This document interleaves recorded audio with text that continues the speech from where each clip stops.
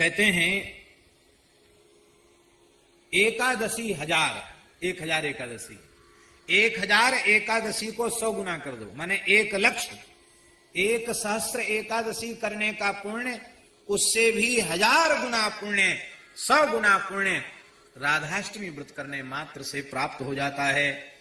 स्वर्ण दान की बड़ी महिमा है, पर सुमेरु पर्वत के समान कोई स्वर्ण दान करे, उससे जो पुण्य होता वो केवल राधाष्टमी के व्रत से हो जाता है। सकृत राधाष्टमी कृत्वा तस्मात् शत गुणाधिकम।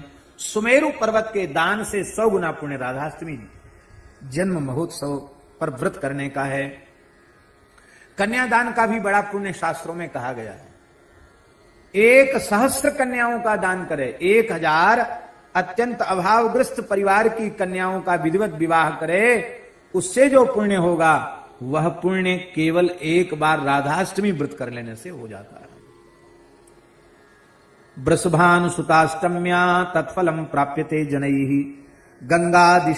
गंगादिषु च तीर्थेषु स्नात्वा तु यत् फलम भवेत् कृष्ण प्राण प्रियाष्टम्या फलम प्राप्नोति मानवः। गंगा आदि धरती की समस्त पवित्र नदियों में स्नान से जो पुण्य होता है उसका सैकड़ों गुना पुण्य केवल राधाष्टमी व्रत से हो जाता है। एतद् व्रतं तु यह पापी हेलया श्रद्धया पिवा करोति विष्णु सदनम गच्छेत कोटि कुलान्वितः। कहते कोई पापी मनुष्य बहुत श्रद्धा नहीं है उसकी, पर उसके द्वारा हो गया ये व्रत, तो कहते वह अपने कुलों के सहित भगवान के धाम में जाने का अधिकारी हो जाता है। इसलिए जो राधाष्टमी व्रत नहीं करता है वो मूढ़ मनुष्य है। नरकान निष्कृतिर नास्ति कोटि कल्प शतैरपि, तो करोड़ों कल्पों तक भी नरक से उसका उद्धार नहीं होगा। और स्त्रियश्च यान कुर्वन्ति व्रत में तत् शुभप्रदम, जो पुरुष नहीं करते उनको ये पाप लगता है, जो स्त्रियां नहीं करती उनको भी यही पाप लगता है।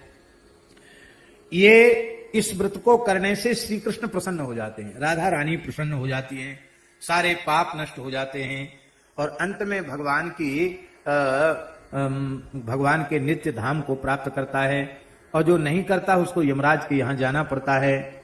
बोलो भक्तवत्सल भगवान की जय। राधाष्टमी की कथा जो श्रद्धा पूर्वक सुनता है वो संपूर्ण पापों से मुक्त होकर के भगवान के धाम में पहुंचने का अधिकारी हो जाता है।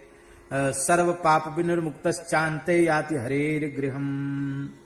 बोलो राधा रानी की जय।